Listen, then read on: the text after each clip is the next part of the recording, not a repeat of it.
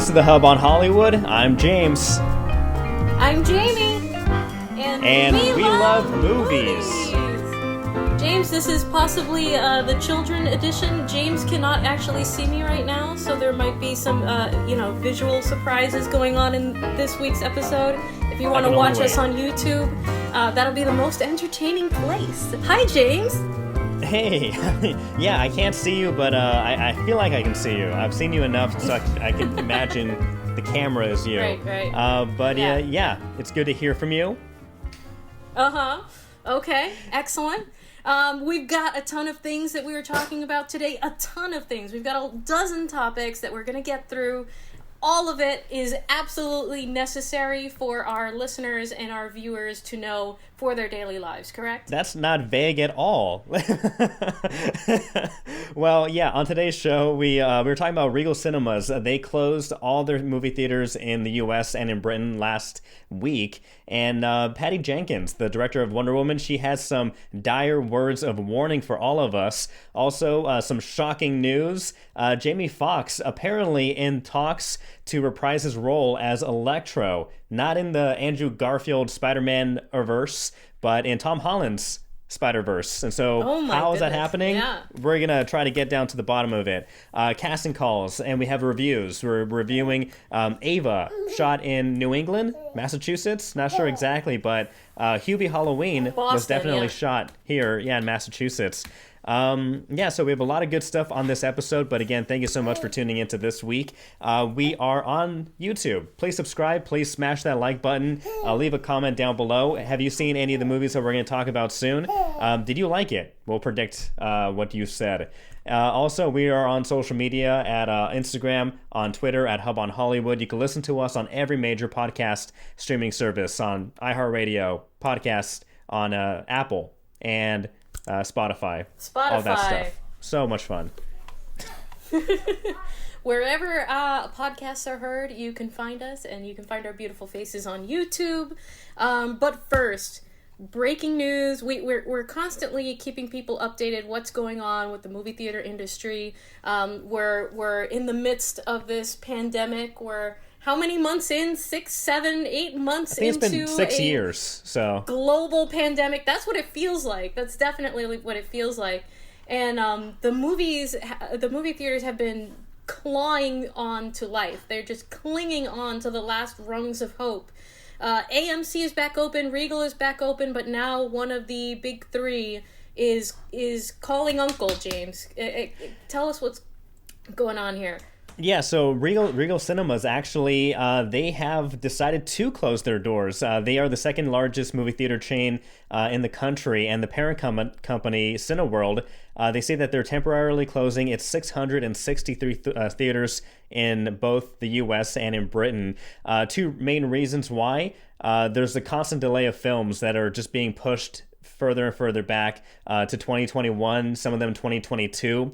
Also, the general public, the general audience, they're just not comfortable yet with going back to the movie theater. And so even though Tenet did bring back some people back into the seats, it still wasn't that much of an impressive turnout. And so Cinemark, AMC, they say that they are going to keep the theaters open, but that's good news for them that Regal's stepping down, just because obviously if one theater chain, 663, are closed, then people who are going out to the movie theaters, they're going to either go to a Cinemark or AMC or maybe a local mom and pop theater that's, hasn't closed yet.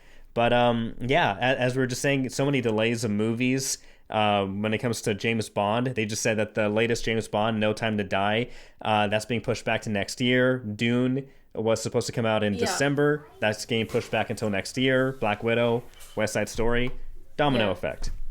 And it's kind of ironic, No Time to Die. That film in particular, I think it's a slow death right now. That was the final, that was the nail in the coffin for them as far as closing their theaters. It's just, it's unbelievable. The number of films that are actually in the theaters, their performance has been anemic, is I think the word, James.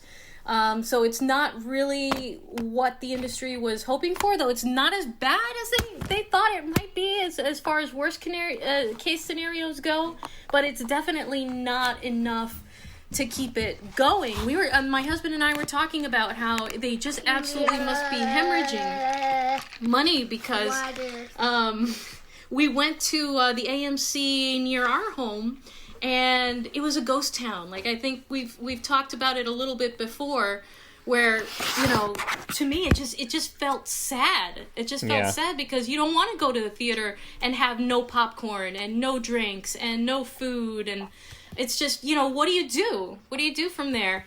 But you know, there's still hope, but it's going to take a really long time. Like, it's not worth it to pay the overhead cost of operating, and you're not even allowed to sell concessions. That's where most of these theaters make their money, is through concessions. Right. So it's just, I don't know what the solution would be, other than everyone has to wait until after there's a vaccine, and that can take so long, James. So I don't know. What do you think? And as far as closing their theaters, what do they mean by closing? Are they closing temporarily, or are they shutting theaters down permanently? Yeah, they're closing temporarily. They're just not making enough money right now, and so they just say, you know what, we're just going to, you know, instead of, as you mentioned, hemorrhaging money, just close up shop, wait until next year, until we have the vaccine, until more movies start coming out, and when people start feeling more comfortable, and then that's when they can hopefully open theaters again. But Patty Jenkins, the director of Wonder Woman 1984, is coming out supposedly this year still. She's worried, and the sign that Regal closes theaters is very troublesome for her. She was just recently interviewed by The Hollywood Reporter, and she says that the closure of films, because of that, if that does happen across the board, she's afraid that we could lose movie theater going forever. She told them that even though attendance has rebounded in some other countries, the U.S. market has been struggling. And she says if more theaters close, then the movie theater industry may experience what the music industry has experienced already, saying that the entire industry could crumble because it can't make a profit. And so Jenkins, she was among the 90 other directors, filmmakers who signed a letter to Congress, both Republicans and Democrats, urging them to bring some financial relief to movie theaters, in particular for small and mid-range size theaters. And so right now, again, AMC and Cinemark, they say that they are going to stay open. One less competitor out there at the moment. But yeah, if movies keep getting pushed back further and further, then that may be the thing that they have to do to survive. I believe 1984, Wonder Woman 1984, is coming out in November of this year, but it's still very early to tell. And according to the experts, fall and winter, there should be more spikes of COVID cases. And so will people be willing to go back into the theater for Wonder Woman 1984 and risk it? I don't think so. And so I know myself, I've been, you know, very cautious about going back. I haven't been back to the movie theater yet. And so I'm not sure when I will be back. But yeah, I don't know. No, we've been cautious also. Like I said, we just kind of walked through it. We didn't actually go and watch a film because you know, I think, like I've mentioned before, what I'm most worried about is people behaving badly. I think that theaters are doing everything in their power to make it a safe and good experience. But I don't trust the kinds of people that go to the movie theaters all the time necessarily. You know, I just, the sticky chair is always stuck in my memory. It's like, I don't know what this is. I know that movie theaters aren't allowed to sell food or drinks, but, you know, it's a movie theater. Movie theaters are known to be places where people sneak in food. They sneak in their own things. And so, as you mentioned about people behaving well, you may, you know, prohibit the sale of food and drinks there from the theater itself, but who's stopping normal people from going in with their burritos and their Slurpees and stuff that they hid in their movie bag? Yeah. And which so I think again, more people are going to be doing now. Yeah, and I can't say no because concessions. And I understand that the situation that the movie theaters are in, not being able to sell food and drinks, but again, I'm not a doctor, so I can't speak on the safety aspect of it, of requiring that mask on during the entire movie, or is it okay to put it down every now and then, and just by doing that, do people just get tired and take it off, and then that just defeats the whole purpose? It's a big. I think that it does. I think that's 22. exactly what people. As soon as the lights go down, I think the masks are going to go down too. Yeah, and that defeats you can't the purpose. laugh in a movie theater with a mask on. You can't feel emotion. No. I'm being sarcastic, but yeah. Yeah, I know. Yeah. And so, we're just gonna have to wait and see. Again, this is just the latest developments in the saga of the movie industry during a pandemic. But one thing that is bouncing back or coming back with a vengeance is Jamie Foxx and Electro. We thought we saw the last of Electro and Jamie Foxx at the end of Amazing Spider-Man 2, starring Andrew Garfield as Peter Parker. Right. But no. Yeah. Jamie Foxx, he says, you know what? I'm in talks for Spider-Man 3, but the Tom Holland edition, the MCU edition. And so, the Hollywood Reporter, they broke it. Yeah, it's the much better edition. The Hollywood Reporter, they broke the news last week, and they say that he said that he's in talks. Apparently, he tweeted out a video, or not a video, but a message, and he said he wasn't going to be blue in this version, which he deleted because I'm sure the movie studios are saying, hey, you got to shut up, you can't talk about it. So I'm sure he deleted that. But according to Jamie Foxx, they are in talks. He could come back, and then this opens the door in a huge way.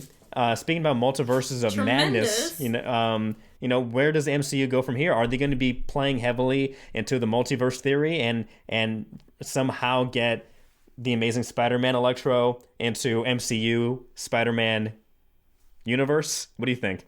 Right. First of all, I would just like to comment that I'm amazed that Tom Holland was not the king leaker this time. I know. Holland famously known for accidentally leaking plot details and things like that. Very interesting if he's not blue, if he's just Electro, but some other version of Electro.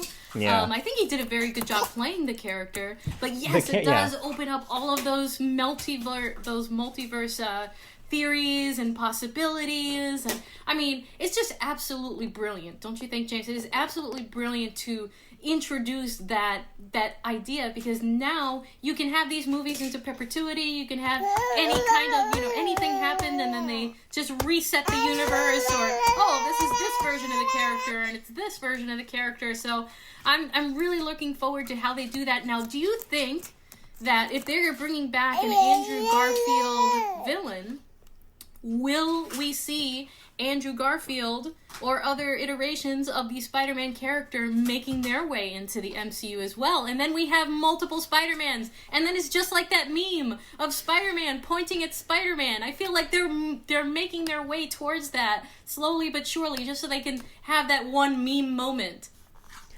I agree.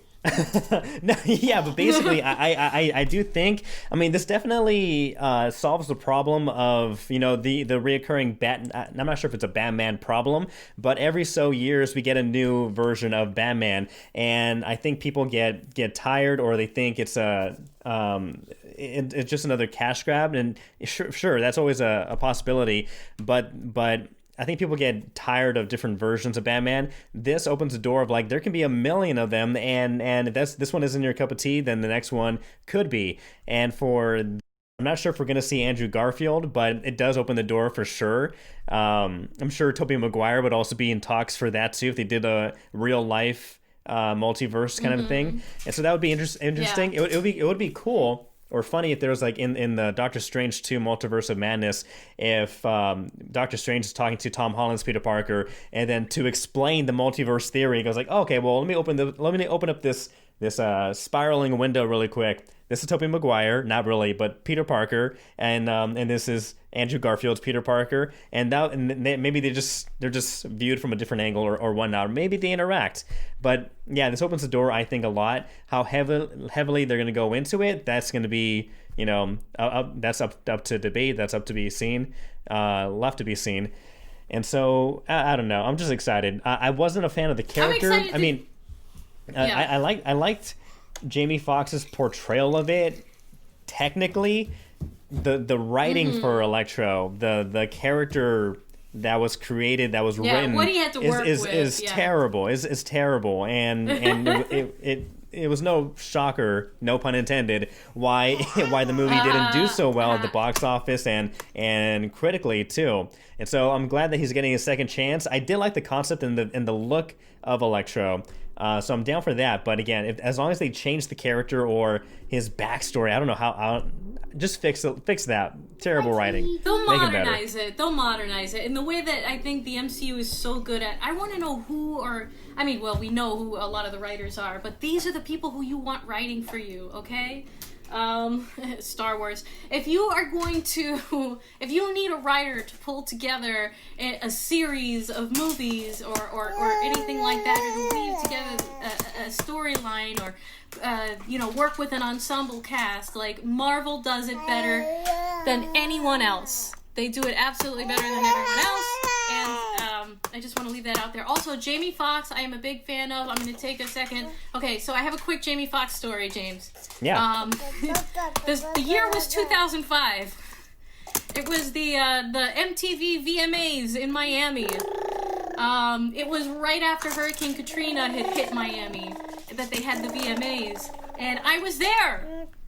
James. I was in the pit. I was down there with all the people in the crowd, like, cheering at the foot of the stage. Uh-huh. And I had seen in rehearsals, because that's when he was singing Gold Digger. The Gold Digger. Yeah. There's a reason why I'm not a singer. But I knew exactly where he was going to jump into the audience. And so when it came that time of the show, I elbowed my way, I knocked people out of my way like a football player to make my way to the stage where I knew that he was going to jump down. And he rips his shirt off, jumps down into the stage, and I got to feel up Jamie Foxx. Wait, so this has to be on 2005. This has to be on YouTube, right? Well, that's the thing. The part where he actually jumps into the crowd wasn't on camera. They were on the other guy when so it was very sad. I'm in there somewhere though. I think it's when Mary J. Blige was talking, you could see me. I'm in a little polka dot shirt. If I do find the video, I'm gonna throw it in here. Yeah. So that does exist. 2005 VMAs. Great time. Jamie Foxx. But that's neither here nor there. Hear these amazing stories and more, James, on the Hub on Hollywood. Find us on the Instagrams, on Facebook, on Twitter.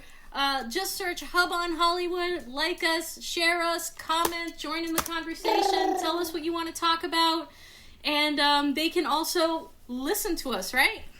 Yep, on Spotify, iHeartRadio, what's the other one? Spreaker. You have Apple Podcasts. Anywhere there's a major podcast streaming service, we'll be there. So tune in, jog with us, drive with us. What else do you do? Cook with us. Yeah, these are amazing voices. Yeah. Whatever you do with us, you don't have to tell us what you're doing. Just listen, okay? Yeah, just listen. And listen to this. We have new casting calls. Not many, but these are some pretty cool ones. And so I'll just start with the first one, CP Casting.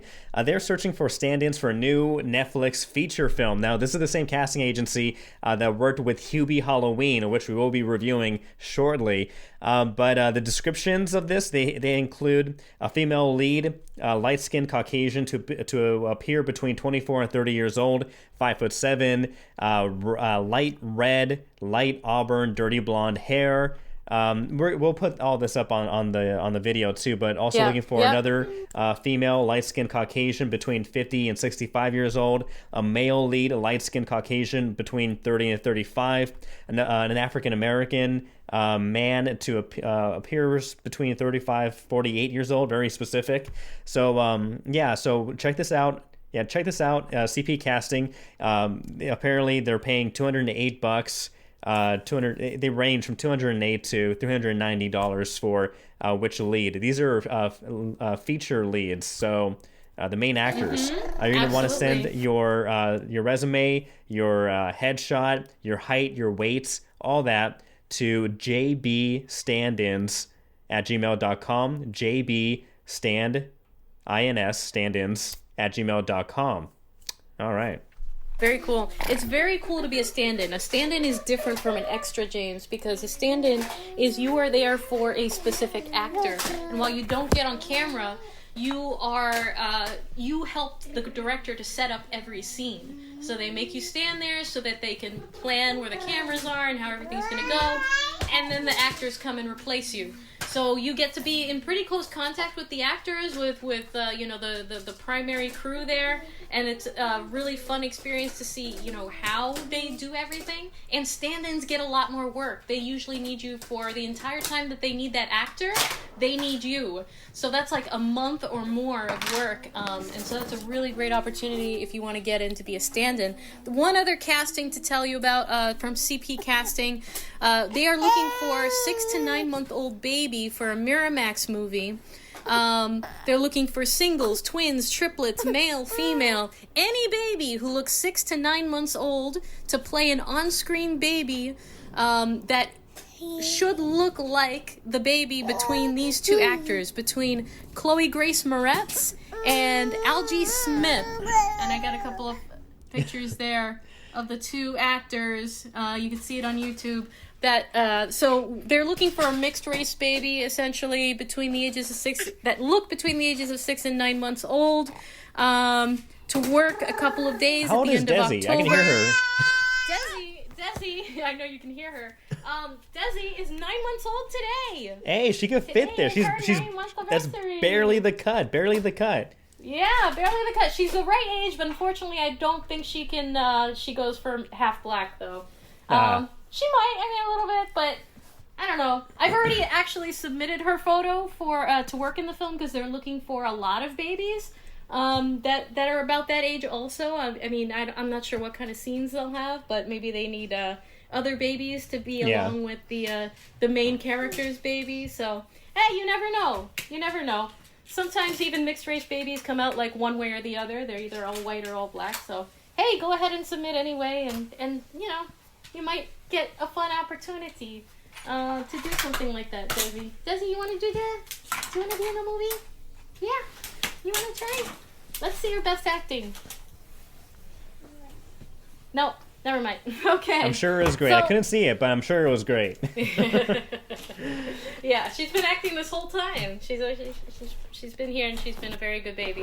Yeah. So James, speaking of, these are the couple of opportunities that we have right now, but there are a ton of films that have been filming in the New England region, and it's picking back up. One of those films that they were here recording back in 2018 that just came out on VOD is something called Ava. Have you heard of this? Not at all.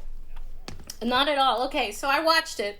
Where's it streaming? Ava, Just on everywhere or Netflix? Yeah, it's on video on demand. If you ask for it from your smart TV, you'll find it. I think it's on IMDb. It was also on YouTube. It's in a couple of places right now that you can actually watch it. And this was the brainchild of Jessica Chastain.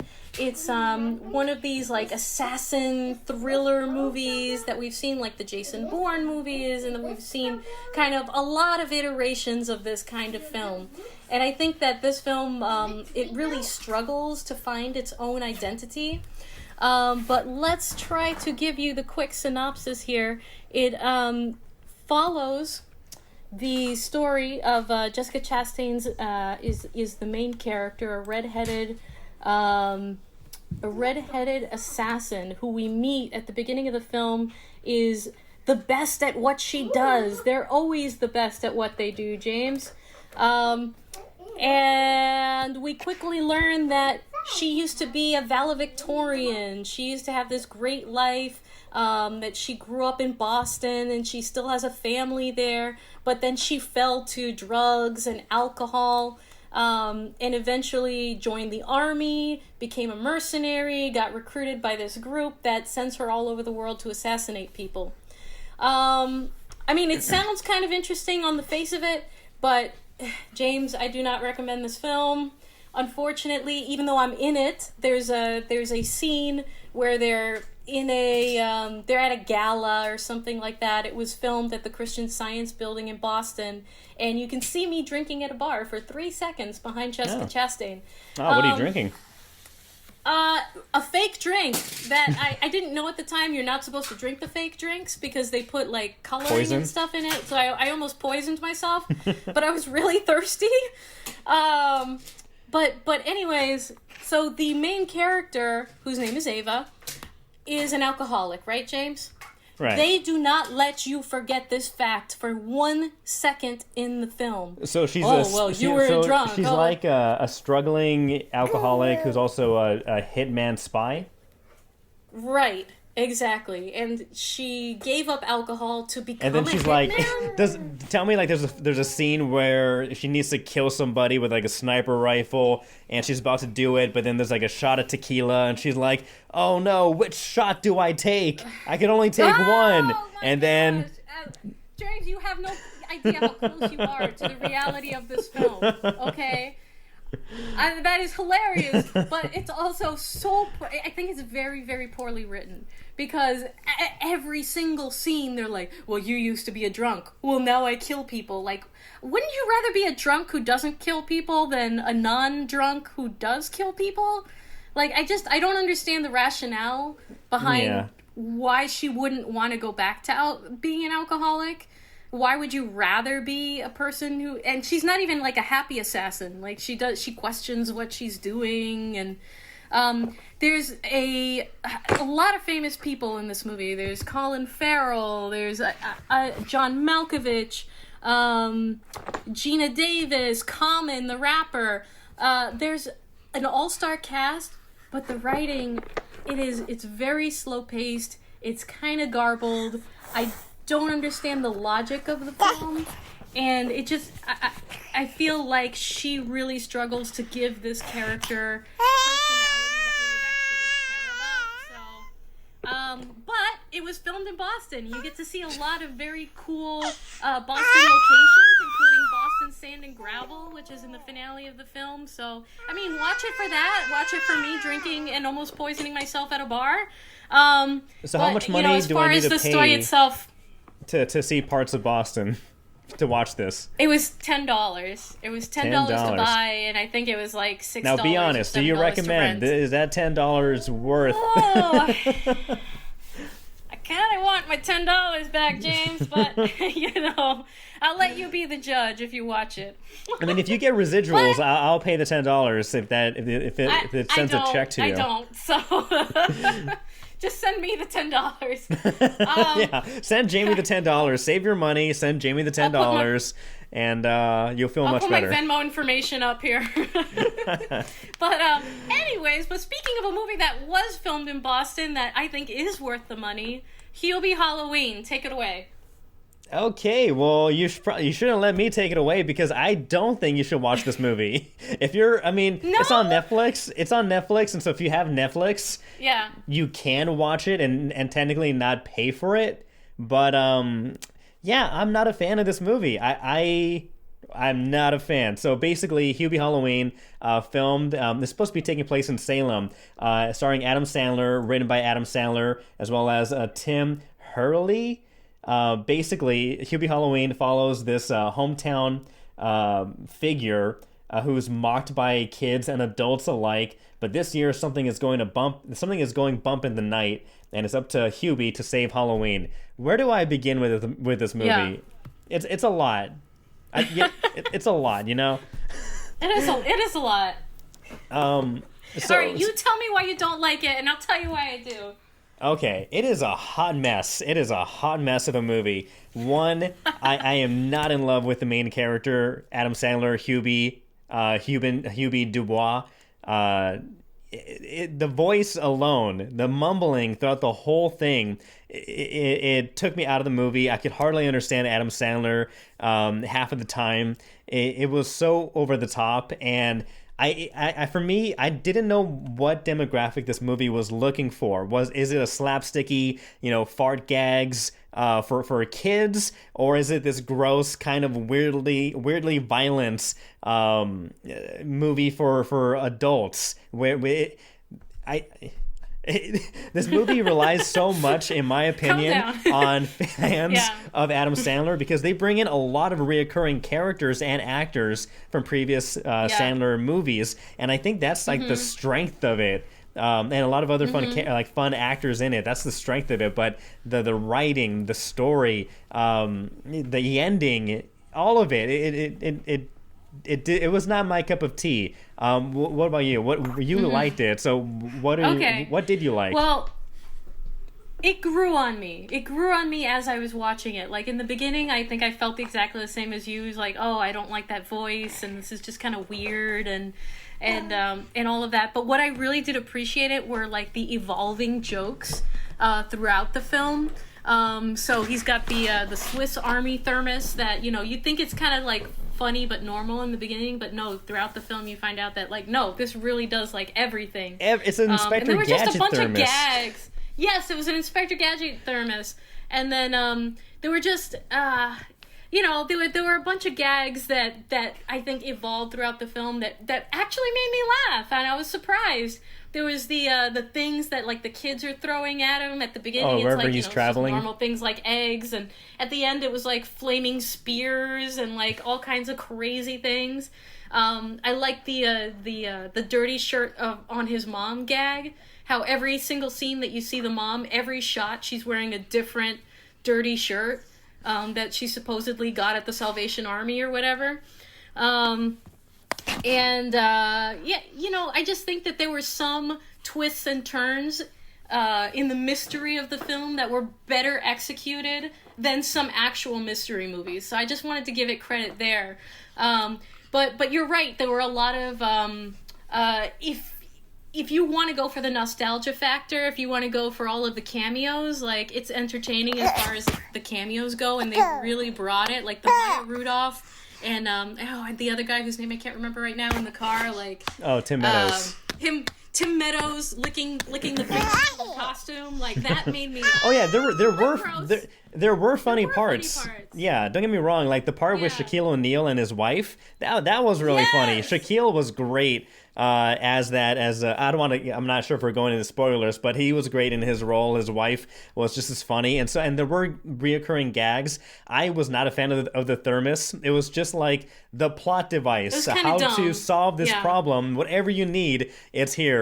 And so that was a little too much for me. I know the message was basically, you know, stand up to bullies or stand up for yourself, stand up for what you believe in. But at the end of the movie, it means like this may get into a little spoilerish, but basically it kind of throws that out of the way by saying you can try to kill people, and then that'll make people realize this person's a nice make person. People be nice to you. Yeah, and plus, again, Hubie is apparently the town's nicest person, but everybody hates him. Like, everybody, not just people who are jealous of him being him, or he can just be himself, or yada, yada, yada. Like, the whole town just doesn't like him. And I didn't see, besides for his annoying voice, which I understand now, actually, come to think of it, if I had to interact with somebody who sounded like that all the time, I would probably hate him also, even though he wasn't really doing anything bad.